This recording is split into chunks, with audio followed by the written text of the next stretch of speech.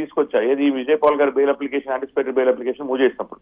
ఇదంతా కాకుండా నేను మెయిన్ గా చెప్పిన ప్రిలిమినరీ ఆర్గ్యుమెంట్ ఏంటంటే, ఒకవేళ ఫర్ ఇన్స్టెన్స్ ఇలాంటి కేసుల్లో గనక న్యాయస్థానాలు బెయిల్ గనక మంజూరు చేస్తే రేపు ఉదయాన ఈ రాష్ట్రంలో, ఆంధ్రప్రదేశ్ రాష్ట్రంలో నేను సేఫ్ కాదు, ఈ న్యాయస్థానంలో ఉన్న వాళ్ళు ఎవరు సేఫ్ కాదని చెప్పడం జరిగింది. ఎందుకంటే రేపు ఉదయాన నన్ను కూడా ఏదో ఒక కేసు పెట్టడం, అరెస్ట్ చేయడం, తీసుకెళ్ళడం, చిత్రహింసలు పెట్టడం, ఆ తర్వాత ఐగో వచ్చి న్యాయస్థానం ముందరకు వచ్చి నాకేం సంబంధం లేదండి, నాకు హెల్త్ బాగాలేదండి అని చెప్పేస్తారు. ఇక కోర్ట్స్ ఏమో బెయిల్ ఎన్లార్జ్ చేసేస్తే ఇక కస్టోడియల్ టార్చర్ లాంటి ఒక సీరియస్ అఫెన్స్ కి మీనింగ్ ఏముంటుందని చెప్పడం జరిగింది పవన్ గారు. ఇంకోటి ఏంటంటే ఐఓగా ఉన్న వ్యక్తి, ఒక ఇన్వెస్టిగేటింగ్ ఆఫీసర్ గా ఉన్న వ్యక్తి, మొత్తం అరెస్ట్ దగ్గర నుంచి అన్ని తన ఆధ్వర్యంలో జరిగిన వ్యక్తి తనకేం సంబంధం లేదని ఎలా చెప్తాడు? కోడ్ ఒప్పుకోదు, క్రిమినల్ ప్రొసీజర్ కోడ్ ఒప్పుకోదు, ఏ చట్టం ఒప్పుకోదు. దానికి ఎవరి కస్టడీలో ఉన్నాను నేను? ఐఓ కస్టడీలో ఉన్నాను. ఐఓ కస్టడీలో ఉన్నప్పుడు ఐఓకి సంబంధం లేదని ఎలా చెప్తాం మనం? చెప్పే అవకాశమే ఉండదు. సో అందుకని ఆ ఆర్గ్యుమెంట్ కూడా చెప్పడం జరిగింది. అదేవిధంగా ఈ హెల్త్ కన్సర్న్స్ ఇవి కనుక మీరు కన్సల్టేషన్ లో తీసుకుంటే రేపు ప్రతి వాడిని ఎవరో ఒకరికి తీసుకెళ్లి టార్చర్ చేసేసి మళ్ళీ నాకు హెల్త్ బాగాలేదు, నా ఆరోగ్యం బాగాలేదు, నాకు ఏజ్ అయిపోయాను, నేను నాకు ఈ రోగాలు ఉన్నాయి, సో దయచేసి నాకు బెయిల్ అప్లికేషన్ కన్సిడర్ చేయండి అని చెప్పడానికి చాలా సులువుగా టార్చర్ చేసి మనిషిని ఫార్ సివిల్ రైట్స్ కానీ, హ్యూమన్ రైట్స్ కానీ, ఫండమెంటల్ రైట్స్ కానీ, ప్రాథమిక హక్కులు కానీ, లేదా మన మానవ హక్కులు కానీ వీటన్నిటిని ఉల్లంఘించేసి చాలా సింపుల్ గా వచ్చి నాకు ఆరోగ్యం బాగాలేదు, నాకు ఏజ్ అయిపోయింది, నాకు అది అయిపోయింది, ఇది అయిపోయింది, లేదా నాకేం సంబంధం అని చెప్పి బెయిల్ తీసుకొని వెళ్ళిపోతారు. సో ఇలాంటి వాళ్ళకి బెయిల్ ఎన్లార్జ్ చేయకూడదు. It sets a very bad president. ఎందుకంటే ఉమేష్ గారు, అంటే రఘురామకృష్ణరాజు గారికి కస్టడీకి అప్పుడు తీసుకుంటున్న సమయంలో కొద్ది రోజుల, అంటే కొద్ది నెలలో, సంవత్సరం అప్పుడే ఆయన గుండెకి సంబంధించిన శస్త్రచికిత్స కూడా జరిగింది. అయినా కానీ ఆయన తీసుకొని ఆ విధంగా చంపే ప్రయత్నం చేశారని కూడా ఆయన చాలాసార్లు చెప్పారు. నా గుండెల పైన ఎవరో పెద్ద వ్యక్తి, అంటే బలంగా ఉన్న వ్యక్తి కూర్చున్నాడు, గెంతాడు, అంటే సడన్ గా కూర్చున్నాడు అని కూడా ఆయన చెప్పారు. అవునండి, అవును, కరెక్ట్. ఇప్పుడు రిమాండ్ రిపోర్ట్ కూడా మోరార్లెస్ అదే చెబుతుందండి. రిమాండ్ రిపోర్ట్ లో కూడా వాటన్నిటిని ఇప్పుడు ఏదైతే మన విజయపాల్ గారికి సంబంధించిన రిమాండ్ రిపోర్ట్ ఆయన రిమాండ్ చేసినప్పుడు ఏదైతే బయటకు వచ్చిందో అది కూడా దానిలో చాలా కొన్ని విషయాలు, చాలా మనకి ఆశ్చర్యం కలిగించే విషయాలు కూడా అందులో ఉన్నాయండి. రిపోర్ట్ లో కూడా చాలా సంచలనాలు ఉన్నట్టుగా మీరు చెప్తున్నారు, చాలా బయటకు వార్తలు వస్తున్నాయి. ఏముండే అవకాశం ఉంది అందులో? మీరు ఇక్కడ చూడండి, ఒక ఎల్డబ్ల్యూ అంటే మన విట్నెస్ నెంబర్ 18 అనమాట. ఆయన LW 18 ఏం చెప్పారంటే, ఆయన పేరు బెత్తం రాజేంద్ర. ఆయన ఏం చెప్పారంటే, నన్ను తీసుకొచ్చారు, ఆయన ఒక డాక్టర్ గారు, ఆయన assistant professor cardiology GGH Guntur.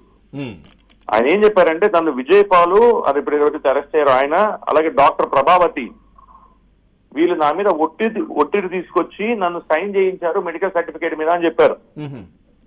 అంటే బీపీ నార్మల్ గా లేనప్పటికీ బీపీ నార్మల్ గా ఉందని సైన్ చేయమని చెప్పి మెడికల్ ఫిట్నెస్ సర్టిఫికేట్ మీద సైన్ చేయించారనేది ఆయన చెప్పిన మాట.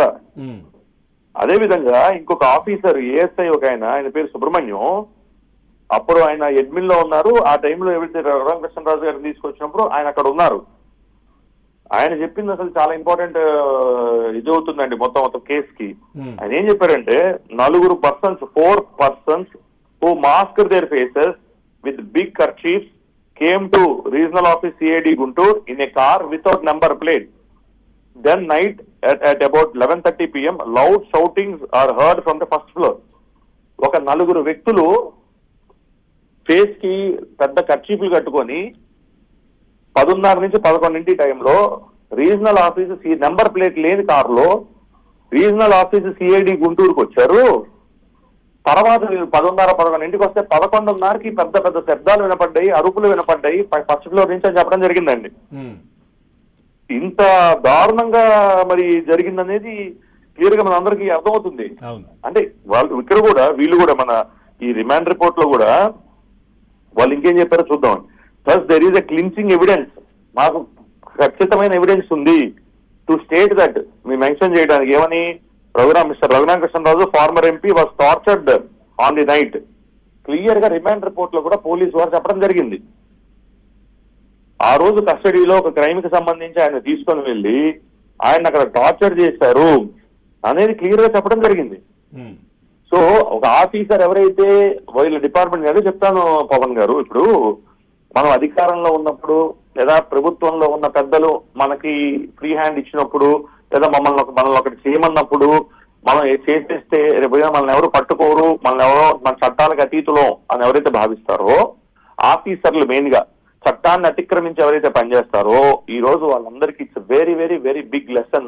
పవన్ గారు అతిక్రమించడం ఇందాక మన డిబేట్ లో ఇప్పుడు నెక్స్ట్ కంటిన్యూ అవుతుంది. డివిఎస్ గారు, శ్రీనివాస్ గారు కూడా ఉన్నారు. అయితే ఆయన చెప్తా ఉన్నారు, ఏదైతే ఈయన రఘురామకృష్ణరాజు గారిని పెట్టినటువంటి టార్చర్ పెట్టినటువంటి రూమ్ ఏదైతే ఉంటుందో దానికి RRR సెల్ అని పెట్టారంట. దాని పేరు పెట్టి ఎవరైనా వీళ్ళు సెటిల్మెంట్లకు వచ్చినప్పుడు మీరు మరి మిమ్మల్ని అందులోకి పంపించాలా లేదంటే మీరు చెప్పింది వింటారా?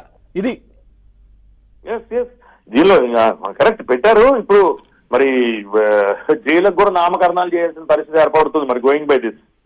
బట్ ఏదైనప్పటికీ దీనిలో క్లియర్ గా సునీల్ కుమార్ గారు నన్ను ఇన్సిస్ట్ చేశారని కూడా చెప్పడం జరిగిందండి. పివి సునీల్ కుమార్ గారు విజయపాల్ గారు ఆయన స్టేట్మెంట్ ఇస్తూ పివి సునీల్ కుమార్ గారు ఒక్క నిమిషం నేను చెప్తాను, అది కూడా ఏ లైన్ లో ఉందో చెప్తాను. ఇదిగోండి, it is also clear that instructed them to go down state.